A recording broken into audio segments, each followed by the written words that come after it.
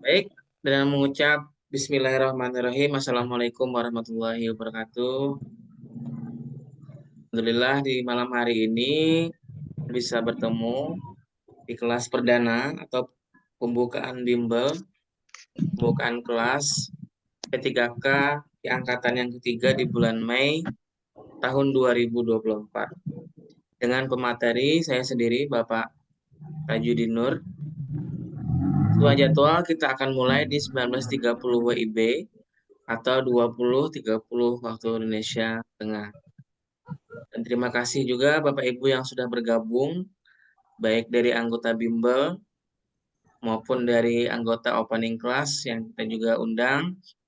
Bagikan linknya, siapa tahu ingin melihat tentang informasi P3K maupun technical meeting tentang Bimbel yang akan diadakan di bulan Mei ini. Jadi tujuan pembukaan kelas ini yang pertama adalah untuk menyampaikan informasi penting terkait P3K.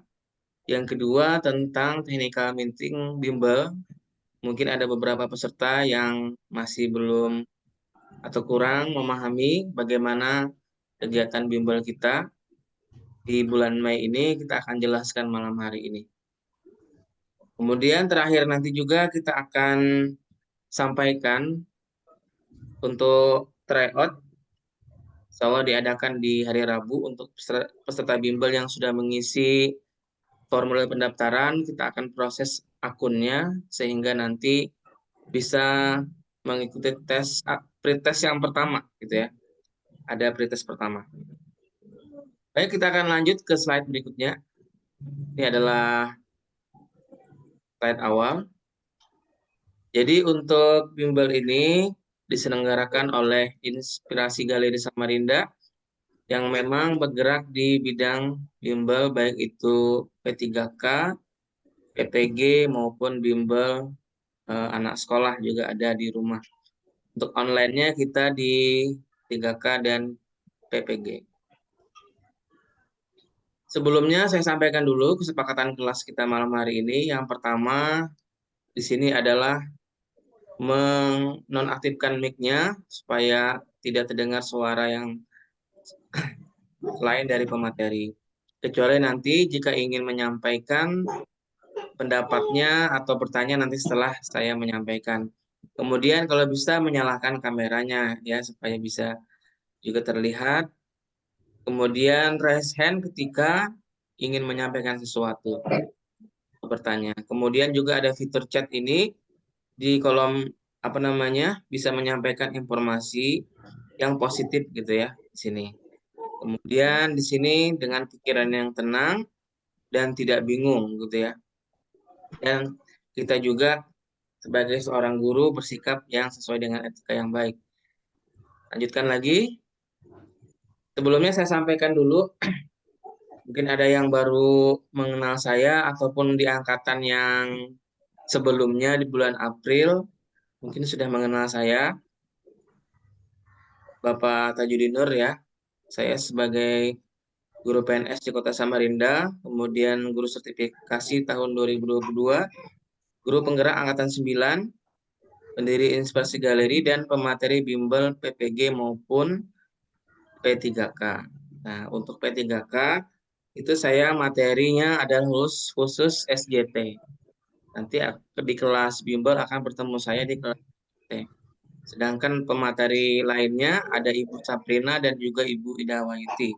Nanti kita akan juga jelaskan di slide berikutnya. Kemudian di kegiatan awal bimbel ini, saya ingin menyampaikan sebuah informasi penting tentang P3K, Pegawai Pemerintah dengan Perjanjian Kerja di tahun 2024. Ya, mohon disimak Bapak Ibu informasinya di sini. Jadi sini bukan hanya sekedar pembukaan saja, juga kita menyampaikan informasi penting terkait P3K. Nah, di sini kalau kita lihat dari jadwal yang sudah ada dirilis oleh Kemenpan RB, yaitu yang diketuai oleh Bapak Azwar Anas itu, bahwa di tahun ini P3K itu akan dibagi menjadi 3 periode.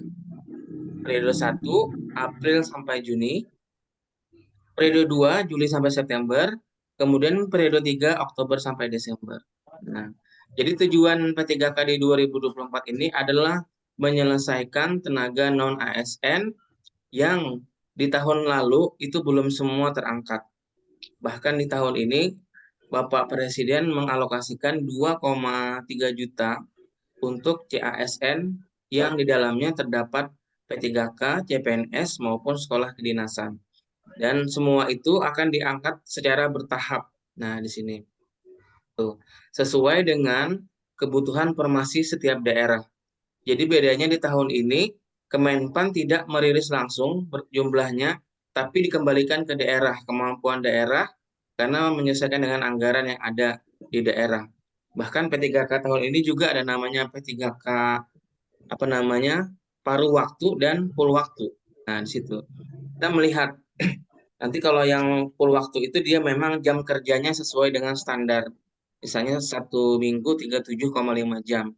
Sedangkan P3K paruh waktu itu jam kerjanya lebih sedikit. Nah, ini melihat tadi, melihat kuota setiap daerahnya. Kalau ini masanya seperti ini, periodenya nih, April, Mei, Juni. Nah, ini periode 1 kita berada di sini, di tahap awal di sini, periode 1. Dimulai nanti di bulan Mei ini dibuka sekolah kedinasan, kemudian bulan Juni itu ada CPNS dan P3K. Nah, jadi selalu dipantau informasinya.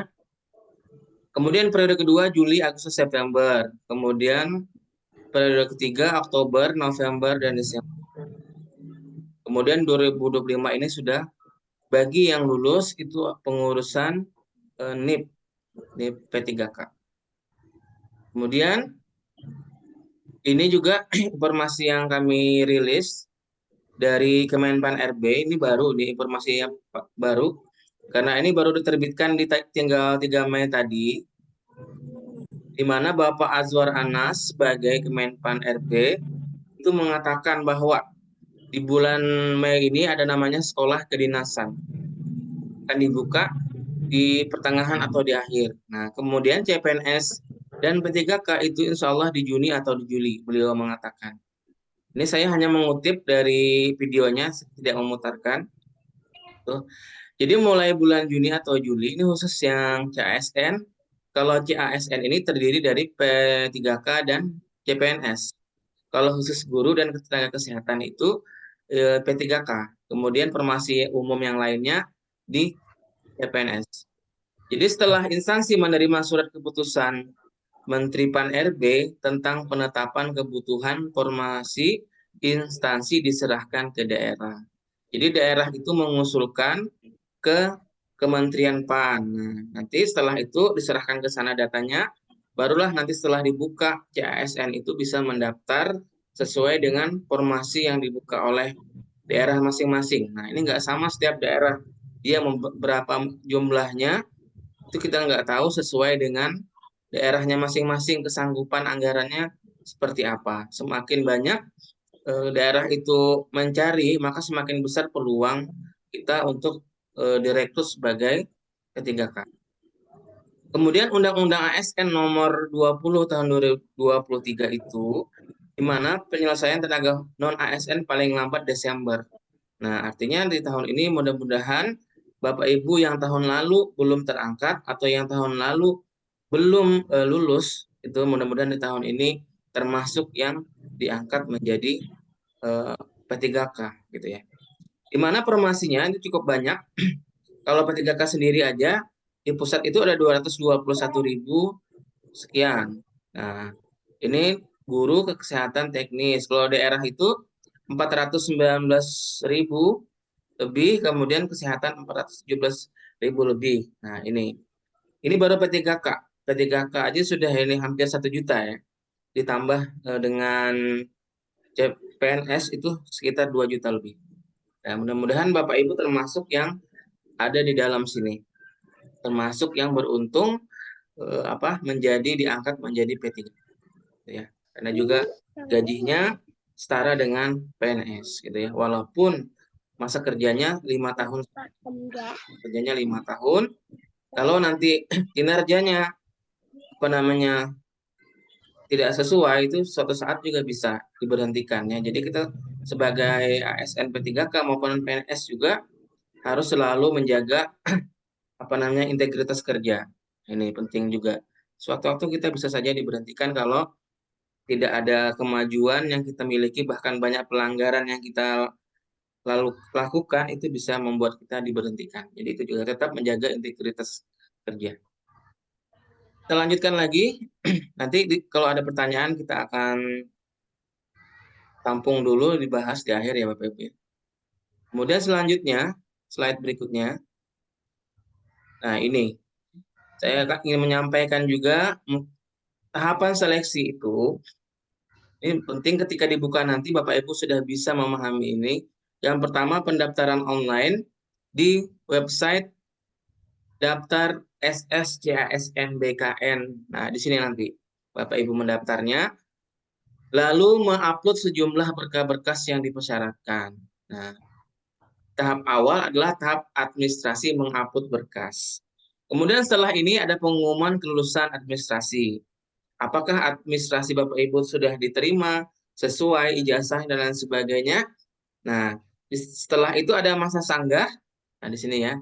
Kalau misalnya ada berkas yang kurang lengkap, itu masih bisa disanggah atau dilengkapi di tahap ini.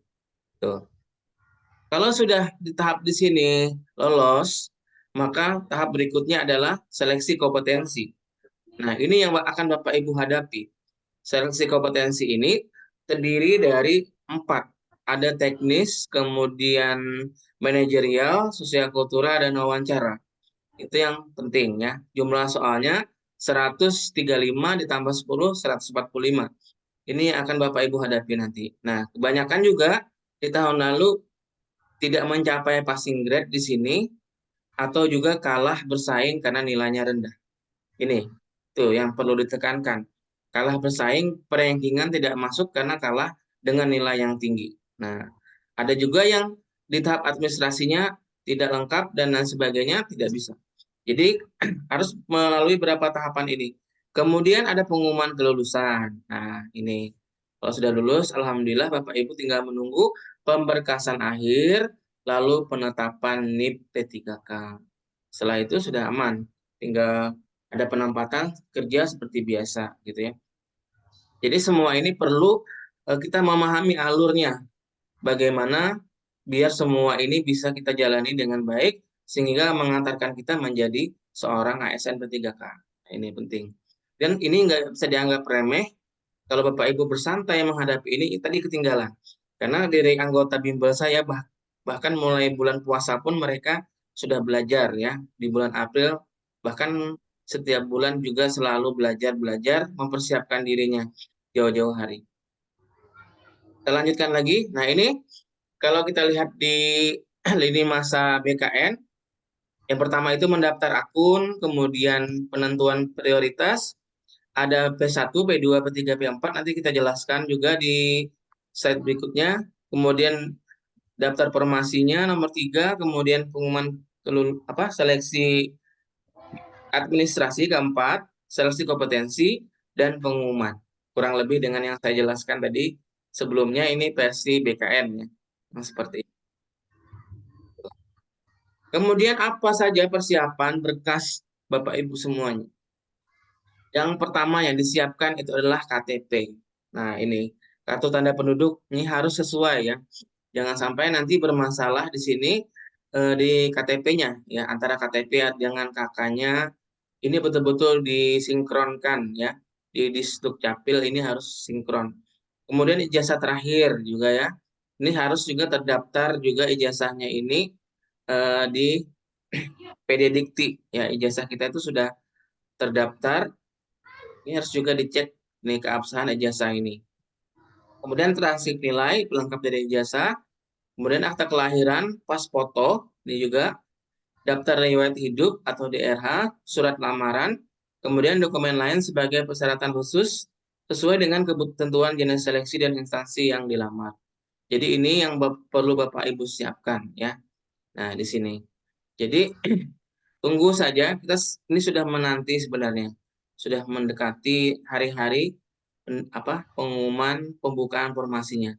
Kalau tidak di akhir Mei atau di awal Juni atau Juli, paling sepertinya Juni ya, sepertinya Juni. Tuh kalau mendengarkan pidato dari Kemenpan RB itu kemungkinan Juni ya, karena di Mei ini masih sekolah kedinasan. Nah, ini saya jelaskan tadi tentang kriteria yang Bapak Ibu isi di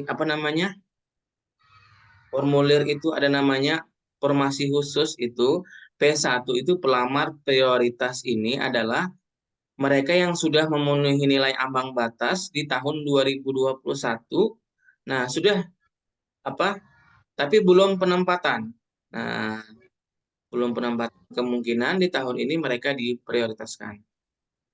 Kemudian XTHK 2 ini memang sudah ada datanya, ini yang lama-lama sudah, honornya sudah lama nih.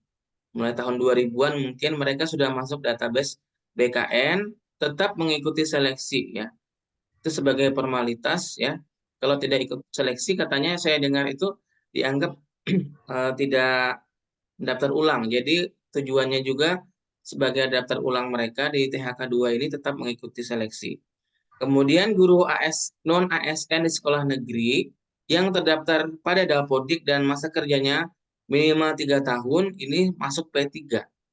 Nah, di sini. P3 ini menggunakan teknisnya SJT.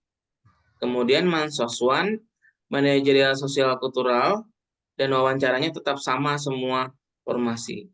Kemudian formasi umum Bapak Ibu yang di sekolah swasta maupun yang lulusan PPG Prajabatan ini bisa termasuk formasi umum. Nah, ini ada dua nih ya. Yang di guru negeri juga bisa termasuk formasi umum jika masa kerjanya kurang dari 3 tahun. Nih. Kemudian kita lanjutkan. Kalau materinya adalah kompetensi teknis, nih, ada kompetensi sosial kultural, ada kompetensi manajerial dan wawancara. Ini adalah materi P3K. Tidak lepas dari ini, sama yang seperti tahun lalu juga materinya ini. Nah, yang membedakan teknisnya ini, kalau formasi khusus P1, P2, P3 menggunakan SJT. Formasi jurusan apapun tetap SJT. Kalau formasi umum, maka kompetensi teknisnya itu adalah pedagogik dan juga yang profesional yang berkaitan dengan sesuai jurusannya. Nah, sosial kultural, manajerial, dan wawancara. Nah, kalau sosial kultural ini bagaimana kita berinteraksi dengan masyarakat ya. Manajerial ini tentang kepemimpinan atau bagaimana kita komitmen kita, kemampuan kita dalam sebuah kegiatan organisasi atau di tempat kerja. Nah, meliputi integritas, kerjasama, dan lain sebagainya. Wawancara ini juga bukan berupa soal wawancara langsung ya, berupa soal juga. Ini menggali pengetahuan kita tentang kejujuran, komitmen, keadilan, etika, dan kepatuhan. Ini nanti untuk pendalaman materi-materi ini di kelas bimbel kita menyiapkan juga pembahasan-pembahasan soal yang berkaitan dengan ini. Kemudian dilanjutkan. Oke. Kegagalan pada seleksi kompetensi. Nah, ini pengalaman tahun lalu. Yang pertama itu tidak mengetahui jadwal atau lokasi tes. Nah, sudah ada jadwalnya, tapi dia tidak tahu jadwalnya, sehingga ketika hari H tidak ikut tes. Akhirnya hangus ya, kesempatannya hangus. Kemudian nilai tidak memenuhi ambang batas. Kalau formasi umum itu ada standar nilainya yang harus dipenuhi. Kalau tidak memenuhi maka juga tidak bisa. Kemudian untuk formasi khusus nilai memenuhi ambang batas namun tidak masuk perankingan. Nah, karena bersaing di misalnya kuota di daerah itu hanya 100, tetapi yang mendaftar 500. Otomatis yang sisanya yang 100 aja diambil. Bagaimana supaya bisa ranking ya harus belajar, harus banyak-banyak latihan soal sehingga bisa bersaing. Ini penting. Kalau kita hanya kalau kita hanya bersantai diri, ya bersantai diri, tidak mau belajar, tidak mau berusaha, menganggap remeh, itu kemungkinan termasuk yang tidak masuk ambang batas. Nah, itu jadi penting. Yang ingin memenuhi ambang batas adalah bagaimana solusinya, belajar itu solusinya. Oke. Ini kita sampaikan juga tips dan trik lulus P3K. Yang pertama itu adalah berdoa. Yang penting berdoa, Bapak Ibu. Kemudian juga update informasi terbaru. Jangan sampai ketinggalan informasi. Ini bisa dari WA, dari sosial media juga banyak, dari YouTube, dari TikTok dan lain sebagainya, Facebook, selalu update informasi ya. Misalnya ketika ada informasi, oh bulan ini dibuka cepat-cepat gitu ya. Kemudian teliti saat upload berkas. Nah, ini kadang kita upload tidak sesuai, kita upload KTP yang diupload misalnya ijazah, salah penempatan. Ini juga berakibat fatal saat pemberkasan. Jadi teliti saat upload berkas tersebut. Jangan sampai berkas kita tidak diverifikasi atau bermasalah karena kita salah upload berkas. Kemudian pahami materi seleksinya. Tadi sudah kita berikan gambaran sedikit tentang materinya. Kemudian berlatih simulasi soal atau tryout. Nah, ini penting juga simulasi soal ini menggunakan sebuah aplikasi tryout gitu ya. Kita juga di Inspirasi Galeri sudah ada aplikasinya untuk melatih kemampuan peserta di awal maupun di akhir. Nanti kita jelaskan juga. Kemudian ikut kelas belajar atau bimbingan belajar. Ini juga sebuah tips gitu ya. Kalau ikut kelas belajar ini insya Allah menambah pengetahuan kita atau kelompok belajar di sekolah maupun dimanapun ini sangat dianjurkan gitu ya. Daripada kita belajar sendiri mungkin tidak terarah. Kemudian memiliki mentor belajar. Ini juga penting. Ada yang memandu Bapak Ibu untuk belajar, ada tempat konsultasi untuk mengenai tes P3K. Kemudian itu sudah kita sampaikan sekilas informasi. Apakah suaranya masih terdengar Bapak Ibu semuanya? Masih bisa diterima? Masih jelas. Masih ya Bapak ya. Oke, kita jelaskan dulu ya Bapak Ibu ya. Kita jelaskan dulu nanti di akhir mungkin kita bisa juga saling sharing atau tanya jawab gitu ya. Ini saya sampaikan juga technical meeting bimbel khususnya kepada peserta yang sudah mendaftar. Kemudian yang ibaratnya yang pembukaan kelas juga mau melihat juga tidak apa-apa ya. Artinya saya tidak juga memaksa harus ikut. Setidaknya kami memperkenalkan dulu bagaimana sih bimbel ini ya. Yang sudah mendaftar alhamdulillah akan lebih paham ketika technical meeting. Yang belum mendaftar mungkin bisa melihat ini dulu pemahamannya gitu ya. Bagaimana sih? Ini memperkenalkan aja. Artinya tidak juga dia harus ikut ya. Karena kalau ikut kita akan masukkan lagi grup khusus bimbel. Gitu. Jadi di sini untuk bimbingan belajar ini di kelas Mei itu fasilitas bimbel yang diberikan ini khusus pada anggota 6 pertemuan kelas Zoom. Nah, ini 6 kali pertemuan. Kemudian materi yang dibahas itu apa? SJT dan Mansoswan. Mansoswan ini adalah manajerial, sosial kultural, dan wawancara. Nah, kemudian 2 paket tryout CAT. Nah, CAT ini bukan tryout yang Google Form, tapi CAT berbasis komputer, berbasis aplikasi yang didesain memang menyerupai aslinya. Ada nomor soalnya di sebelah, ada juga timer waktunya. Nah, jadi peserta seolah-olah sudah tes aslinya gitu ya. Jadi tidak bisa mengerjakannya, tidak bisa santai juga karena dikejar oleh waktu juga. Ada waktunya selama 150 menit. Ya, itu. Kemudian ada juga e-book soal dan pembahasan. E-book ini materi yang berupa file PDF. Nah, e-book itu artinya buku digital, buku PDF yang kita bagikan di grup. Jadi kami tidak menyiapkan buku cetak, tetapi ada e-book yang bisa dibaca di HP, di laptop, bahkan bisa di print sendiri. Tuh. Kemudian grup bimbel WhatsApp, alhamdulillah sudah ada bergabung di dalamnya. Itu adalah tempat kita menyampaikan informasi baik jadwal Zoom-nya, baik itu menyampaikan materi-materinya, tryout-nya, semua di dalam satu grup ini kita menyampaikannya di situ. Kemudian video rekaman Zoom juga kita siapkan baik dari YouTube maupun dari Google Drive.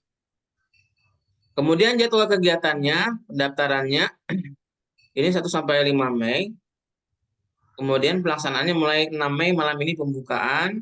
Kelas Zoom-nya itu setiap Senin, Rabu, Jumat malam jam 20.30 WITA sama seperti malam hari ini atau 19.30 WIB.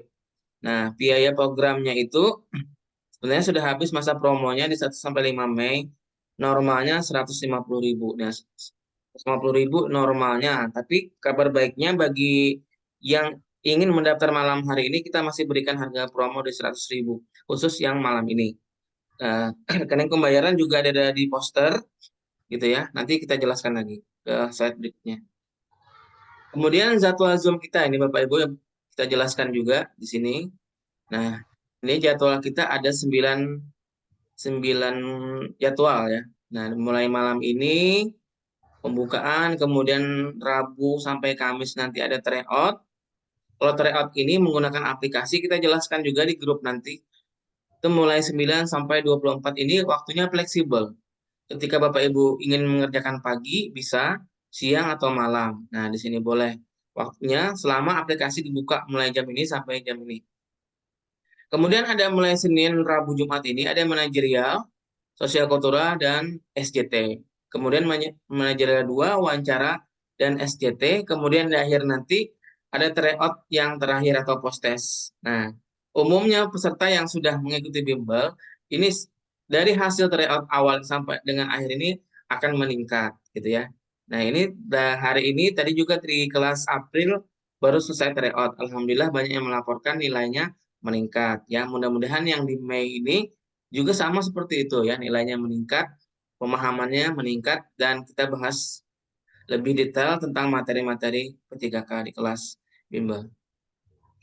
Kemudian pematerinya, ini ada 3, saya sendiri untuk SJT, kemudian Ibu Rizky Saprina ini khusus manajerial 2 kali, kemudian Ibu Indah Wayuti, sosial kultural, dan wawancara. Jadi setiap pemateri ini mendapatkan 2 kali, 2 kali, 2 kali, 2 kali, sehingga 6 kali ya, sekitar 2 minggu ya. Dan waktunya tidak juga setiap hari sehingga ada jeda istirahat, jadi seminggu hanya 3 kali.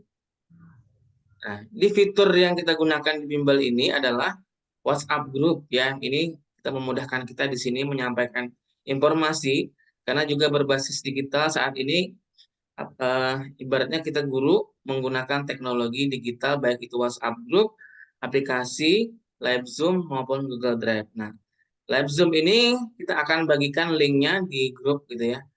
Dan 30 menit sebelum kegiatan Zoom akan dibagikan linknya. Nah, kita menggunakan live Zoom untuk menyampaikan informasinya. Jadi dengan kecanggihan teknologi, walaupun saya di Samarinda, Ibu yang di Jawa maupun di Sumatera, Sulawesi, dan seluruh daerah lainnya, itu bisa menyimak gitu ya. Karena dengan teknologi ini mendekatkan yang jauh gitu ya, seakan-akan kita mendengarkan langsung gitu ya. Padahal jauh, tapi karena dengan bantuan teknologi bisa membuat kita lebih dekat gitu ya. Kemudian yang ini tampilan aplikasi dari tryout-nya, kemudian Google Drive ini adalah sebuah media untuk membagikan file e-book maupun juga rekaman Zoom-nya. Jadi keempat fitur ini kita gunakan dalam kelas bimbel ini karena dia berbasis online. Nah, kemudian aturan kelasnya sampai sampaikan juga pada para peserta yang sudah terdaftar. Yang pertama itu mengikuti jadwal yang sudah ditentukan. Nah, jadi jadwalnya tidak bisa dirubah lagi, kita sudah sepakat mengikuti jadwalnya di malam hari. Karena di pagi hari mungkin kita bekerja. Kemudian saling menghargai sama anggota bimbel dan fasilitator. Ini penting karena di dalam grup itu bermacam-macam suku, bermacam-macam budaya, dan asal daerah. Kita tetap menjunjung tinggi Bhinneka Tunggal Ika. Ini. Kemudian berkomentar baik dan sopan di grup maupun di Zoom, ini penting. Mematikan mute saat fasilitator menjelaskan dan menghidupkan ketika diminta atau sesi tanya jawab. 5. Tidak menyebarluaskan materi atau video pembelajaran. 6. Peserta yang tidak mematuhi tata tertib akan diminta keluar dari Zoom, bahkan atau dari grup WA, bisa-bisa suatu waktu akan dikeluarkan oleh admin jika tidak mematuhi aturan tersebut. Nah, kemudian kita lanjutkan lagi. Untuk soalnya, kompetensi teknis itu ada 90 soal. Kemudian manajerial itu ada 25 soal, sosial kultural ada 20 soal, dan wawancara ada 10 soal. Ini yang akan Bapak Ibu hadapi seleksi kompetensinya itu. Nah, SCT ini untuk formasi khusus. Kalau untuk formasi umum dia kompetensi teknisnya, pedagogik, dan juga profesional tentang materi sesuai jurusannya. Ini nanti Bapak Ibu yang perlu dipersiapkan. Di sini sudah ada kisi-kisinya. Mungkin nggak saya bacakan juga ya, mungkin bisa dilihat layar di sini. Nah, ini kisi-kisi SJT, ini manajerial, ini sosial kultural, dan ini wawancara. Nah, ini kisi-kisinya. Tinggal Bapak Ibu nanti mendalaminya tentang latihan-latihan soal. Kemudian tips untuk menjawab soal P3K, ini beberapa tipsnya ya. Nah, ini Bapak Ibu harus memahami konteks permasalahannya, temukan kata kunci, dan seterusnya di sini ada. Pilih jawaban yang paling positif. Nah, hindari jawaban yang negatif, mengabaikan. Nah, ini dia, ini penting. Ini trik-trik ini lebih detailnya di kelas bimbel akan kita sampaikan oleh para pemateri. Ini salah satu dari beberapa trik untuk menjawab soal P3K. Nah, kita akan berlatih juga malam hari ini Bapak Ibu. Beberapa contoh soal, kita akan berlatih juga malam ini, karena memang pembukaan ini kita hadirkan juga beberapa contoh soal. Nanti Bapak Ibu bisa mencoba menjawabnya di kolom komentar ya. Nah, ini. Nanti ketik jawabannya A, B, C, D, atau E di kolom komentar. Nah, di sini. Oke. Ini contoh soalnya. Untuk lebih banyak lagi nanti sesuai jadwal bimbel kita hadirkan. Satu, sekolah Pak Andi menerapkan pembelajaran berbasis e-learning. Nah, ini. Beberapa siswa masih mengalami kesulitan dalam memahami program tersebut. Pak Andi sebenarnya masih belum terlalu memahami program tersebut. Sebagai seorang guru yang semestinya dilakukan adalah A. Meminta peserta didik meninggalkan e-learning tersebut. B. Karena pembelajaran tatap muka tidak memerlukan e-learning. C. Mempelajari e-learning tersebut dan membimbing peserta didik untuk memahami fitur-fiturnya. D. Meminta bantuan guru lain yang lebih paham agar menjelaskan kepada peserta didik. E. Meminta bantuan guru lain mengajari Anda agar Anda bisa menyampaikan kepada siswa Anda. Nah, Bapak Ibu yang ingin menjawab bisa langsung di kolom komentar ya. Ini kan kita langsung latihan. Ini kita tampilkan contoh soal-soal ya, mungkin satu SJT, kemudian manajerial 1, sosial kultural 1, kemudian juga wawancara 1. Nah, silahkan. Ini nanti seperti ini bimbelnya, kita sampaikan soal, Bapak Ibu menjawab di kolom komentar, bahkan diberi kesempatan juga yang ingin menyampaikan pendapatnya secara langsung, biasanya dengan membuka mikrofonnya gitu ya. Nah, ini sudah alhamdulillah sudah banyak nih ya. Oke. Kita lihat ada yang banyak menjawab C ya. Nah, di sini. Oke. Oke.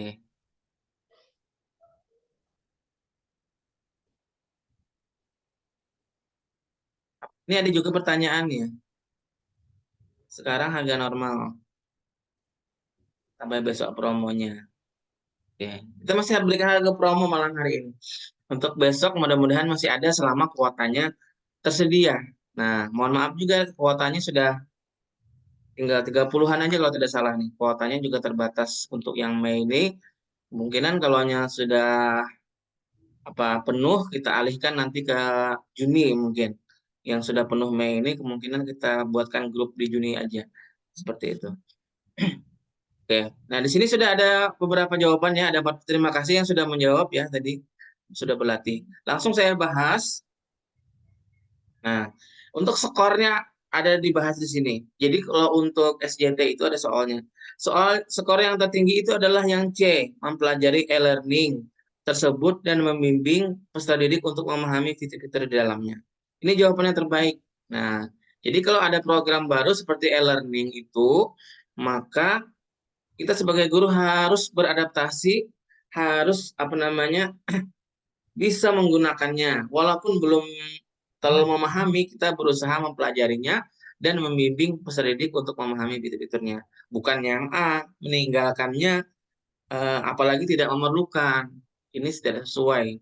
Jadi yang betul adalah C. Nah, poin-poinnya di sini bisa dilihat A1, B2, C5, D3, E4. Ini contoh soal SJT. Karena dalam SJT itu tentang situasi-situasi dalam kelas gitu ya, situasi dalam dunia kerja kita, berhadapan dengan rekan kerja dan lain sebagainya.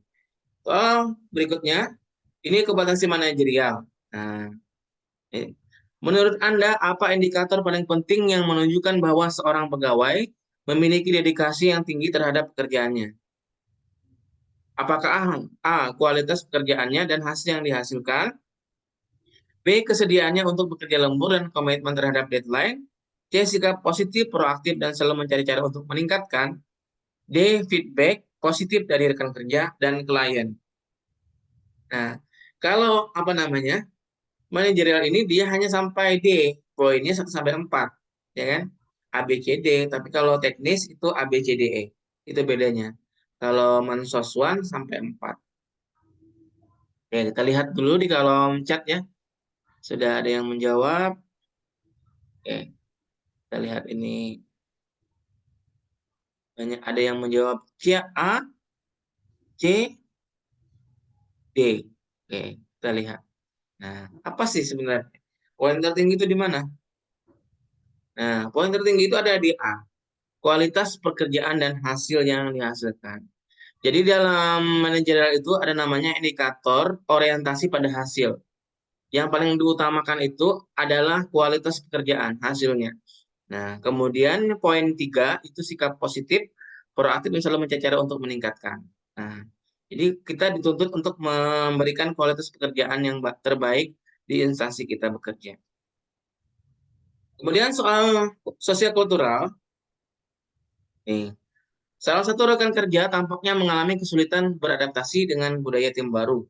Bagaimana Anda mendukungnya untuk berintegrasi dengan lebih baik? Silahkan untuk jawabannya di kolom komentar. Juga contoh saja ya kita malam hari ini.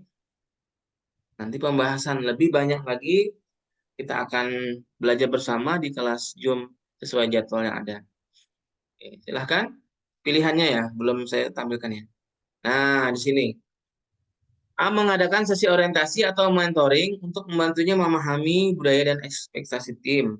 B. Mengajaknya makan siang atau kopi untuk berbicara secara informal dan memberikan saran.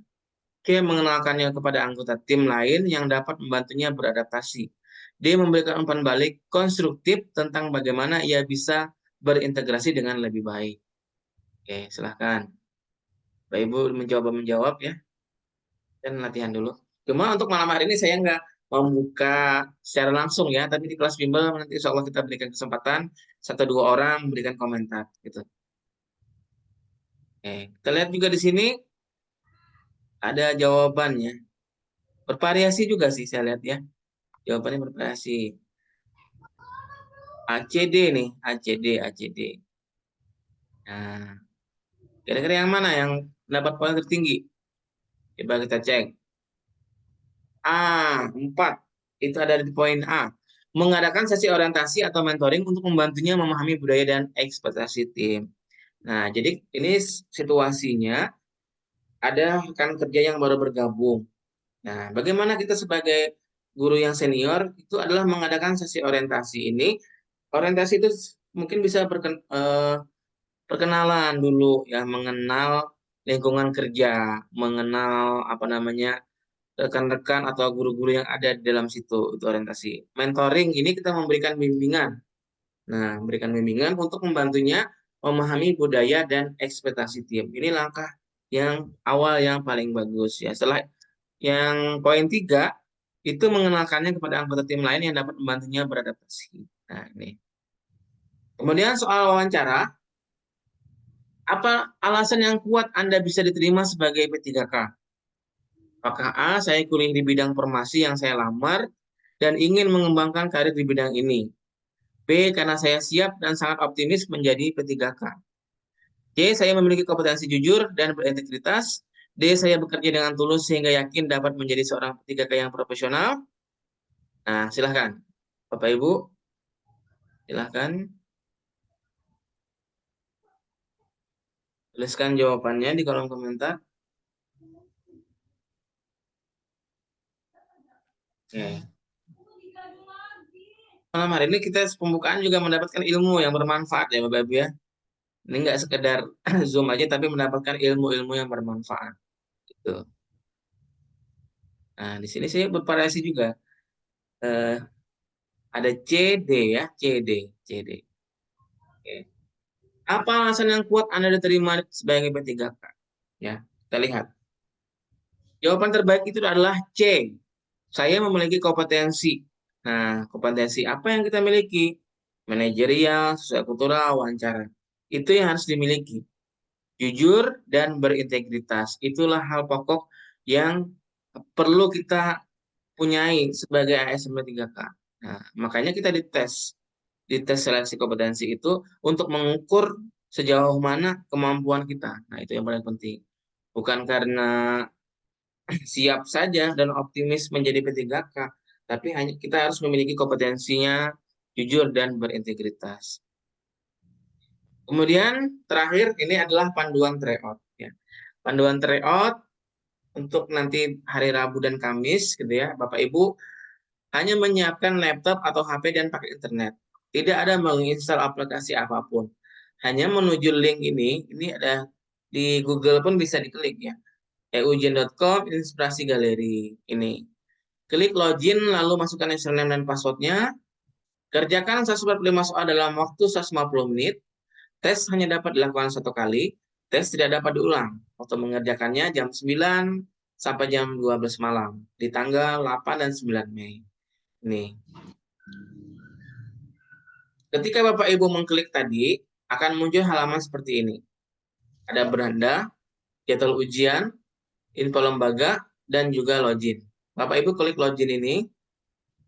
Nah, nanti akan ada halaman seperti ini yang meminta username dan password. Di mana username dan password ini didapatkan?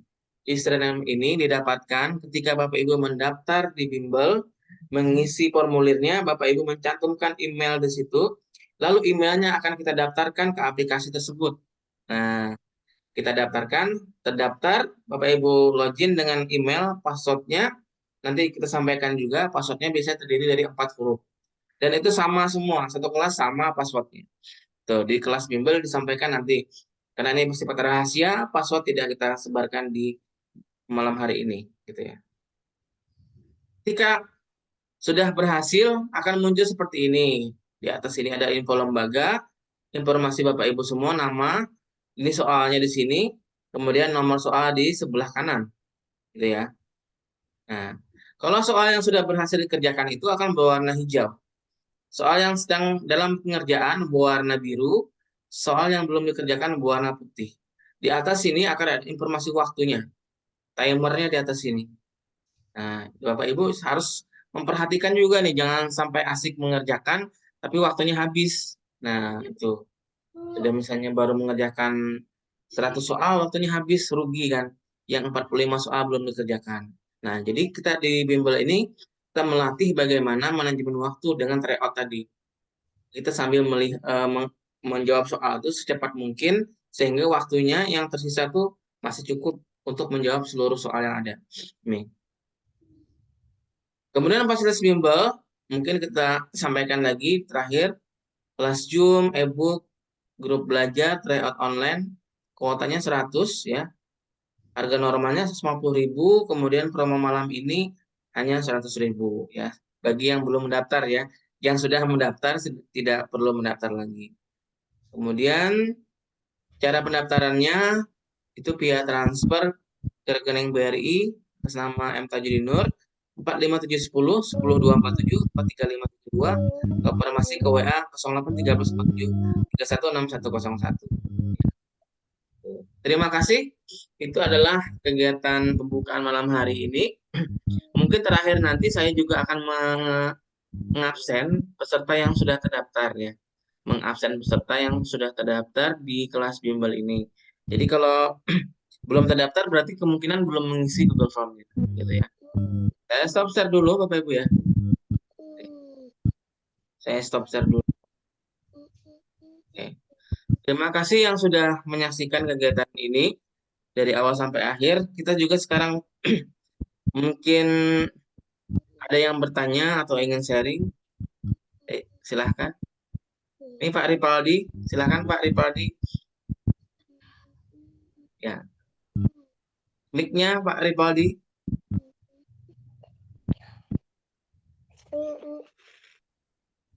mikrofonnya dibuka dulu Pak. Oke, saya stop share dulu Bu ya, stop record dulu Bu ya, karena nanti rekamannya bisa dilihat juga di YouTube.